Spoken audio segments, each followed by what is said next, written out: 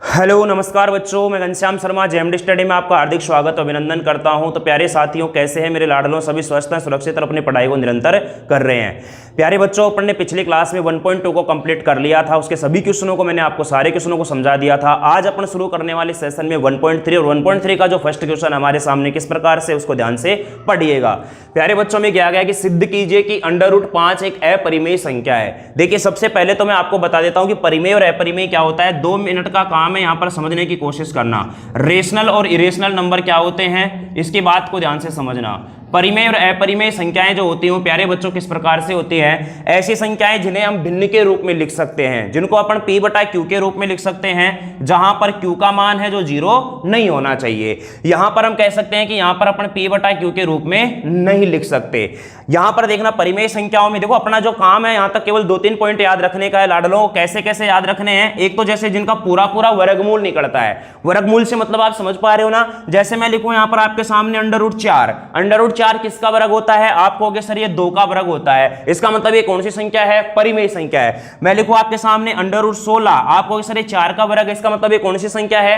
परिमेय संख्या है। मैंने बोला यहां पर √25, ये किसका वर्ग होता है? 5 का। ये कौन सी संख्या है? परिमेय संख्या है। लेकिन जिनका पूरा पूरा वर्गमूल नहीं निकलता है, यानी जिनको अपन नॉन परफेक्ट स्क्वायर नंबर कहते हैं, इनको अपन परफेक्ट स्क्वायर नंबर कहते हैं। प्यारे लाडलो, यहां पर जैसे मैं लिखा √3 भी क्या है? एक अपरिमेय संख्या है। √5 ये भी क्या है? अपरिमेय संख्या है। √6 ये भी क्या है? अपरिमेय संख्या है। जिनका पूरा पूरा वर्गमूल नहीं निकलता है उनको अपन क्या कहते हैं? अपरिमेय संख्या कहते हैं। अब हमें ये तो पता है कि √5 अपरिमेय है, लेकिन हमसे उसने बोला है कि सिद्ध करके बताओ। अब सिद्ध करके बताने से मतलब क्या होगा, ध्यान से समझने की कोशिश करना कि किस प्रकार से हमें सिद्ध करना है। प्यारे बच्चों, यहां पर कुछ भी नहीं करना अपने को, कुछ चीजें यहां पर अपने को माननी है और कुछ लिखना है बस, बाकी और हमें पता होता है कि √5 इस प्रकार की जो संख्याएं वो कैसी होती हैं? अपरिमेय होती हैं। कैसे मानना है? मैंने क्या किया कि माना √5 बराबर है a/b। √5 को मैंने किसके बराबर मान लिया? यहां पर a/b के रूप में मान लिया, जहां पर मेरे पास a और b कोई पूर्णांक है। a और b क्या है मेरे प्यारे बच्चों? कोई पूर्णांक है। अब ध्यान से समझना यहां पर। अब मैं क्या कह रहा हूं कि चलो इसको अपन कर लेते हैं वज्र गुणा। तो मैंने क्या किया, यहां पर a बराबर हो जाएगा √5b।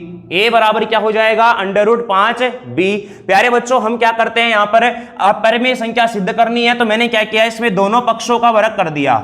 दोनों पक्षों का वर्ग करने पर, अगर मैं दोनों पक्षों का वर्ग करने पर वर्ग करता हूं तो यहां पर इसका वर्ग करूंगा तो ये हो जाएगा a²।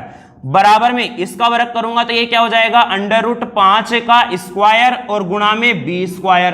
क्लियर है? तो ये हो जाएगा मेरे प्यारे बच्चों a² बराबर में 5b²। ये क्या हो जाएगा? a² बराबर में √5 का वर्ग क्या होता है? 5 होता है, और 5b² हो जाएगा। बात समझ में आ रही है? मैंने क्या किया कि इसको समीकरण 1 मान लिया। मैंने क्या किया, इसको समीकरण क्या मान लिया? 1 मान लिया। अब मुझे बताना, यहां पर जो ये 5 है ये a² को क्या करता है? विभाजित करेगा। कैसे करेगा? इसको पर ऐसे भी तो लिख सकते हैं, b² बराबर a² बटा में 5। तो मैं लिख सकता हूं कि जो मेरे पास ये 5 है ये a² को विभाजित करता है। a² को क्या करता है? विभाजित करता है। अब अगर ये a² को विभाजित करता है मेरे प्यारे बच्चों, तो यहां पर मुझे बताना, जो ये 5 अगर a² को विभाजित कर रहा है तो इसका मतलब ये 5 है जो a को भी क्या करेगा? विभाजित करेगा। अगर ये 5 a को भी विभाजित करता है तो यहां पर ध्यान रखना, सॉरी, a² को भी विभाजित करता है तो यहां पर ये किसको भी विभाजित करेगा? a को विभाजित करेगा। कैसे करेगा? ध्यान से समझो। अगर मान लो ये a² है, a² का मतलब a² और क्या है अपने को कि 5 है जो a² को विभाजित करता है, इसका मतलब इस a² की वैल्यू ऐसी रखेंगे अपन जिसको जो किसको विभाजित करेगा? 5 को। 5 से विभाजित हो जाएगा। प्यारे बच्चों, जैसे मान लो मैंने क्या किया कि a² की जगह मैंने क्या मान लिया? 25 मान लिया। a² की जगह क्या मान लिया? 25 मान लिया। तो मुझे बताना a का मान क्या आएगा? यहां पर आप कहोगे सर 5 आएगा, क्योंकि इधर से मैं अंडर रूट लगा दूंगा। तो क्या ये 5 में 5 का भाग नहीं जाएगा क्या? बात समझ में आ रही है? जैसे मैंने क्या किया कि a² का मान मैंने ले लिया 225। a² का मान क्या ले लिया? 225 ले लिया। प्यारे बच्चों, क्यों ले रहा हूं ये 225? क्योंकि अपने साफ कह रहा है यहां पर कि ये a² को 5 है ना जो विभाजित करता है। आप कहोगे सर a² बराबर आप 81 भी तो ले सकते हो, तो a बराबर 9 आएगा। लेकिन क्या ये a² को 5 विभाजित करेगा क्या? 81 में 5 का भाग जाएगा क्या? आप कहोगे नहीं जाएगा। क्लियर है? मैं कहूं कि a² बराबर 100 है। अब 100 को विभाजित कर देगा 5, इसका मतलब a बराबर कितना आएगा बच्चों 10 आएगा, तो 10 में 5 का भाग जाता है। यहां पर a का मान कितना आएगा 15, तो इसका मतलब 15 में 5 का भाग जाता है। इसका मतलब यही है। बात समझ में आ रही है? चलिएगा अब देखना मेरे प्यारे लाडलों, यहां पर आगे अपन क्या करते हैं। मैंने क्या किया यहां पर कि अब आगे इसको करने के बाद मैं इधर लिख रहा हूं, ध्यान से समझना। मैंने क्या किया कि यहां पर जो a बराबर है ना, मैंने इसको 5c मान लिया।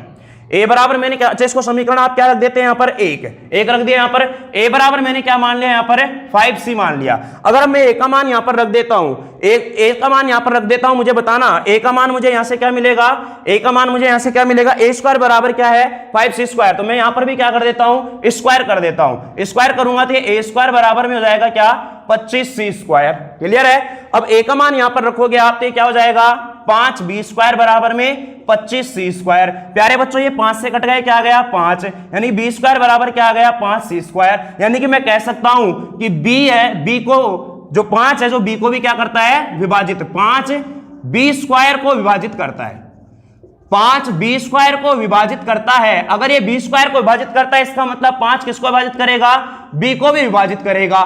5 किसको विभाजित करेगा, b को भी विभाजित करता है। बात समझ में आ रही है? लेकिन यहां पर अपन ने √5 बराबर a बटा b लिया है, जो कि हमारे पास a b कोई क्या है पूर्णांक है, जो कि हमारे पास जो a b पूर्णांक लिया है वो √5 से √5 से विभाजित नहीं होगा, लेकिन किससे विभाजित होगा 5 से।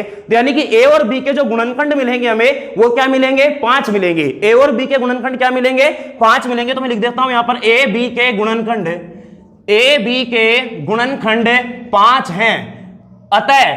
अतः यहां पर जो मैंने माना है ये √5 मैंने जो माना है मेरे प्यारे बच्चों, √5 में परिमेय संख्या लेकर के चल रहा हूं। √5 परिमेय संख्या है, ये अपन ने क्या किया यहां पर माना है। लेकिन यहां से जो निकल के आ रहा है वो क्या निकल के आ रहा है, जो 5 है मेरे पास गुणनखंड, ये क्या निकल के आ रहा है परिमेय आ रहा है, लेकिन √5 नहीं आ रहा हमारे पास। बात समझ में आ रही है? तो जो a b के गुणनखंड वो क्या है 5 है। तो अतः मैं कह सकता हूं कि जो अपन ने यहां पर √5 को परिमेय माना है जो असत्य है, जो क्या है असत्य है। इसका मतलब अगर √5 को परिमेय माना हुआ असत्य है तो ये मतलब कौन सा होगा मेरे पास √5 अपरिमेय होगा। तो √5 अपरिमेय होगा, √5 क्या होगा अपरिमेय होगा। यही हमें क्या करना था सिद्ध करना था। क्लियर है बच्चों? चलिएगा तो ये था हमारा पहला प्रश्न। थोड़ा सा यहां पर समझनी पड़ेंगी चीजों को, प्रोसीजर समझना पड़ेगा। अगर नहीं समझ में आए इसको दोबारा देख लेना, ज्यादा हार्ड कुछ भी नहीं है। चलिए मिलते हैं अगली क्लास में अपन दूसरे प्रश्न के साथ। तब तक के लिए देखते रहिए आपका अपना चैनल JMD स्टडी। चैनल को सब्सक्राइब करना है, क्लास अच्छी लगे तो लाइक करनी है, हंसते रहना है, मुस्कुराते रहना, अपनी पढ़ाई को निरंतर करते रहना है। Bye bye, take care, see you, thank you so much.